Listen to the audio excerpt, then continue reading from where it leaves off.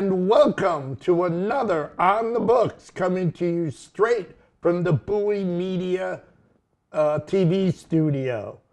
I want you to think about two girls, Amy and Brenda, 14-year-old orphans.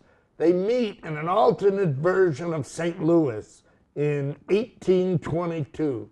Slavery's been abolished since 1789.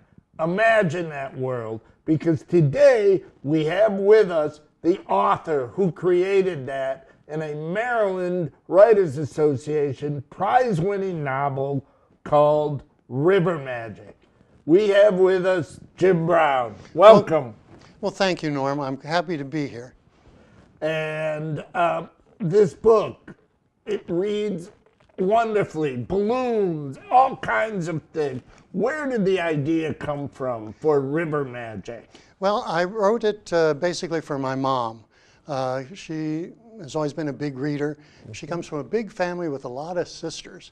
So the theme of sisterhood was something that I thought would appeal to her. And this was actually patterned, though, after two real-life women who I know up in Baltimore, friends of mine. And they're not related, but they've been close like sisters. And so it was inspired by them and written for my mom. Now, why I decided to set it in 1822, I couldn't tell you. I think I was interested in the time period. And I got rid of slavery just because I didn't want to write about it.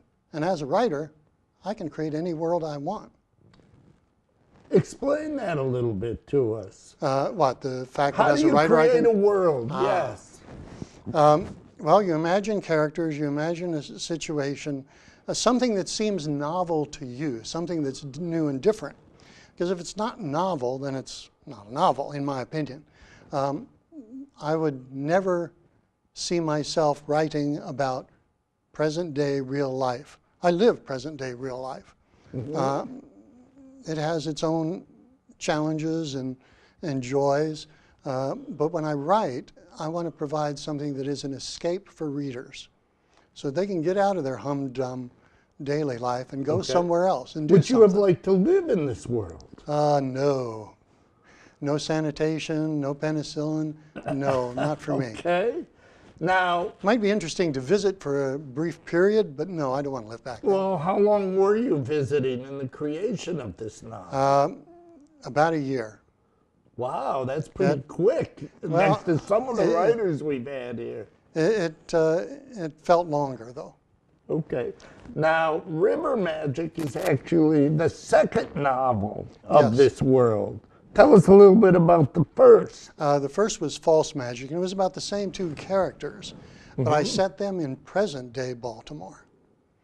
I do not explain yet how these two characters exist with different lives in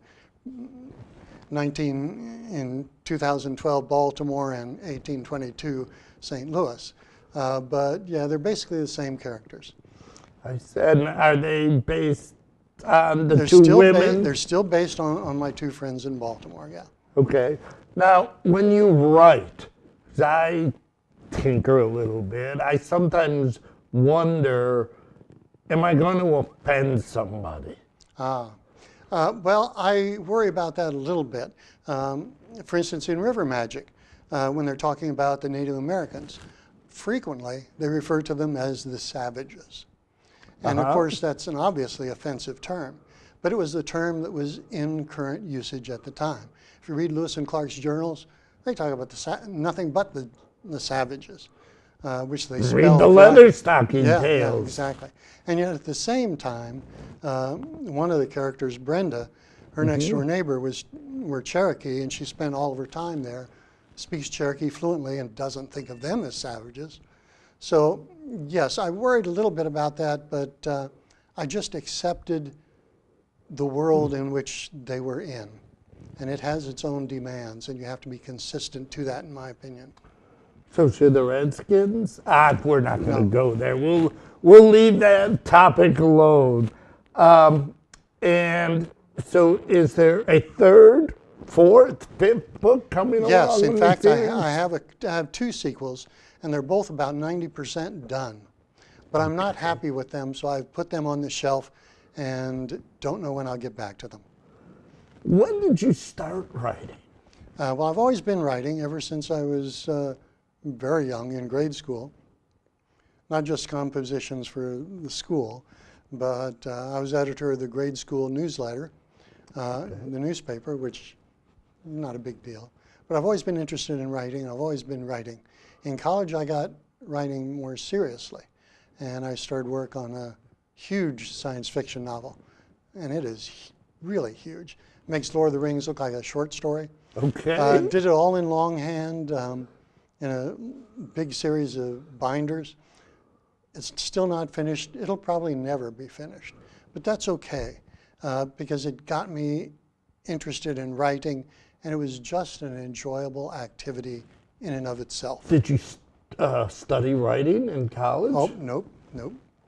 I was a physics major, math and physics. Ah, a STEM person. You'd Yep. fit right into, or no, wait, you'd be a STEAM person Steampunk? because of the arts. Yes, I'm a school teacher, and that's very in now. STEM and STEAM, and that's what everybody's doing. So that science fiction opus is still in the can. Yes, and probably nobody will ever see it because it's just way too big, still has way too gaps in it, things that have to be polished. Might we see pieces of it? Yes, and in fact, you have seen pieces of it in the writers group that we both belong to. Oh, the Mitchellville group. Yes. That meets at the Wegmans Cafe. Right. It's a great group. Yes, your previous guest, Pam Vines, is the founder. She has done an excellent job that has been very helpful to all of us. Right, and Lee Bruno was a member Right. for a while. And Eric, well, I always call him Louis Toadvine. Yeah. Because I didn't realize he was using a pen name from And there are actually Cormac McCarthy. several writers groups in the area, and for other writers or aspiring writers, I strongly recommend they get into a writers group. It is really invaluable. Oh, it's amazing. I've loved it. In fact, we were for a brief period in that embryonic group in Annapolis? Annapolis Yeah. that met at the Paneras, and that all these groups. The amazing thing is Mitchellville has been around for Yeah. so long And that's thanks to our friend Pam. and has attracted so many people. There's also a great group at the Bowie Library. Yes. And our friend Rashida, Yes, who is you also- yeah. coordinate with on some self-publishing seminars. Yeah, Rashida and I have been co-hosting some self-publishing seminars under the auspices of the PG County Library System. We had a great one in New Carrollton, a great one at Bowie, one at the South Bowie branch. You had one at the new library too, Yes. because I was there. Yeah, I know. And is there one coming up? Yes, as a matter of fact, College Park is having a book fair on the 9th of April. The College Park Public Library. Yes, College Park Community Library, I guess. And they're having a book fair on the 9th at the College Park Community Center. And The 9th of April. 9th of April. And in the afternoon, and I think it's at 1 o'clock.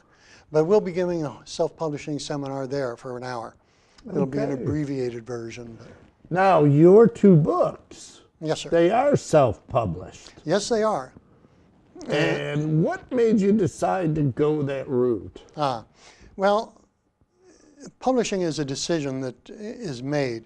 If you go the traditional route, it's a decision that is made by somebody other than you. Self-publishing is a decision you can make right now. And I was looking at the marketplace, and of course I was planning to go the traditional route, but at the time, self-publishing was just becoming mainstream. And I did a lot of research, and I realized, no, this is the way I want to go. There were too many complaints with traditional publishing, but the biggest complaint was first loss of control that I know Pam mentioned, but also the immediacy. If I make a mistake here, I can fix that mistake and get this back up online immediately, and it'll be available the next day, maybe even that same day. As an example, in the dedication of my first book, It was dedicated to my two friends in Baltimore, and I conflated their names and accidentally called them Teresa Moore, which is not their name. I used the first name of one and the last name of the other. Okay. How I made that mistake, I don't know.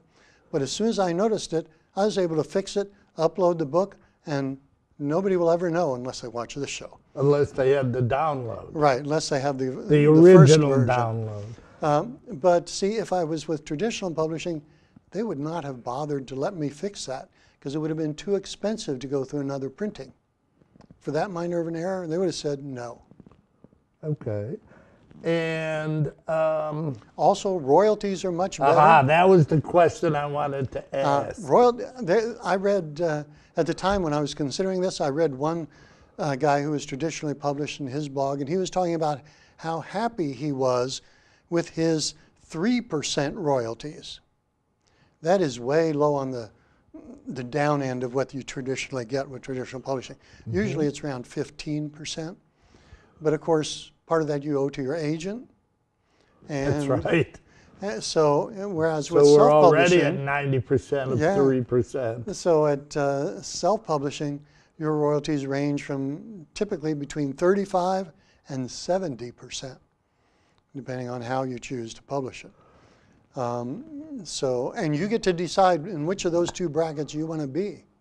Now, I don't know if you've ever been to Politics and Prose. Yes, I have. And seen the book-making machine. Yes, it's a wonderful machine. And that combines. Oh, yeah. But is that a dead man walking? No, I think print on demand, of which that is an example, is just going to be the future. Why would a traditional publishers are going to move to print on demand? Why would they stock a warehouse full of books, pay an inventory tax, when they can just print them out one at a time as they're ordered? That gets rid of the hold returns issue that they've got with bookstores too. And also makes the inventory right. whatever they want it to be. Yeah, and you've got to manage inventory if you have it. So why not get rid of it? Well, but the one thing, I used to go off in the summertime for our family vacation. We always travel up to Deep Creek Lake, and I go through my to-read pile, and I keep throwing things, and I end up taking 2 suitcases of books because I don't know which ones I want to read. Now, I take my device, put a Kindle on it. A few thousand books, and you're set. And I can read whatever I want, whenever I want, as long as, of course, I have an internet connection, which sometimes... Or electricity. Electricity I can make. Yeah, that's right. But speaking of reading, we're writers. How much do you read? I read a lot. About at least 20% of my time is reading in my waking hours. I've got a long list of books to read. I know I'll never get through all of them, but I plow through as many as I can. I'm an omnivorous reader. I have a wide variety of tastes. I read basically everything. So, and I think that's important.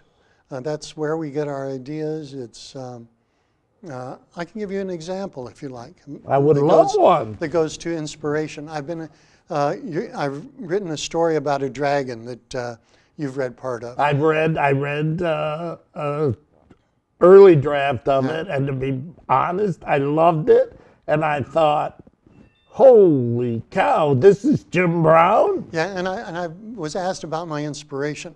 And the story is about a dragon who was cursed and trapped in a man's body. And I was asked, where did you get this idea? And I was going through my slush pile of things I have to read, and I came across a book called Autobiography of a Yogi. And this is a book that was written, I don't know, 50 Yogi to 100. like teacher? Yeah, like a yogi master. And it's about a guy and his spiritual journey and his journey of spiritual exploration. And I thought, what a great title. And because I'm partly dyslexic, when I read that, I immediately thought, Autobiography of a Yeti, the Abominable Snowman. Right. So then I had this idea of, oh, we got the snowman who's living in a cave in the Himalayas, an educated Yeti who writes poetry and does flower arrangements. What a great book that would be. And I started to think about that and sketch out how that book would be. And I had some human girl living with him in some undefined relationship to complement his apparent savagery and her non-apparent savagery. And then I thought, no, this isn't going to work. It's the old Tarzan story. Yeah, that's what it is. And then I thought, wait a minute, I'm talking about the Chinese theme. What about a dragon? And so that's how my dragon story opens up. A dragon in a cave minding his own business when a human girl intrudes on him. Right, I remember. That's the section we read at the writers' And group. so that's how reading can inspire writing. Who are your favorite authors, if you would? Well, you mentioned Tarzan. Edgar Rice Burroughs, despite the fact that he's more than a little bit racist and very trite, his books are overloaded with improbable coincidences that no writer should ever have in their books today. The fact is, his books have never gone out of print, and they are page turners. Every page, something happens. A bunch of things happen. Right. I mean, I've got a long list of criticisms for his books, and yet I keep coming back to them because there's something there worth learning, and both learning what to do and what not to do. Okay, and what about Sherlock Holmes? Sherlock Holmes, I loved Sherlock Holmes. I read all those books when I was in college. There, too, you have the same issues. You're set very firmly in that world, its mindset, with its prejudices and its language. They use several words that today, even the experts aren't sure what they meant, like gasogene. I've read Sherlock Holmes it's and probably loved them, something like kerosene, or maybe even a brand name. But I've read blogs where where the experts in Holmes mania are trying to figure out what the hell he meant by that. Do you watch Sherlock I have watched on it. television? It's good. It's well crafted. It's well structured, and I'm a big fan of structure nowadays. So, what do you think of the people who say that we should no longer let our teenagers read Sherlock Holmes because his nose for the was cocaine. fond of the white powder? No, I think well, kids are aware of that anyway, and Dr. Watson is always there to remonstrate him about his use of that. So we have Holmes's level-headedness, and Holmes really is the heart of that story. Yes, he is. And he is the common sense leveler who balances Holmes. So yeah, I strongly recommend people read Holmes even today. I absolutely do. It's really interesting. There's still places across the country where Mark Twain is being thrown out of libraries. And that's a shame because here his greatest work, Huckleberry Finn, is sometimes accused of being racist because of its use of the N-word, and yet it is probably the most profoundly anti-racist novel that America has produced. And you remember what Hemingway said about that book.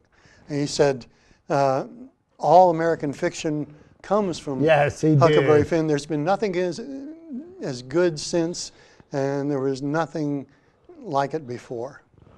Well, and I agree. That's one area where I agree with. One of the things at the writing group that I'm often criticized for is that I don't use contractions. And I mean, that's a habit from the 5th grade. And so I've always had trouble with the dialect in Mark Twain. Although his first real writing job was from my hometown in Buffalo, New York. But there are plenty of other writers. Well, I'm a big Henry Miller fan, but maybe he should be kept out of our school libraries. But there's a lot, again, that's missed because of some of the language. Yeah, language can get in the way of your story if you're not careful. It can. And your story, I think, should be paramount. Now, we'll go back a little bit. You write in genres. Yes. Science fiction, a favorite of most people, most kids, actually. I remember reading Heinlein when I was a kid. Had to go to the library to get it because it wasn't in the school library. But that's a whole nother story. But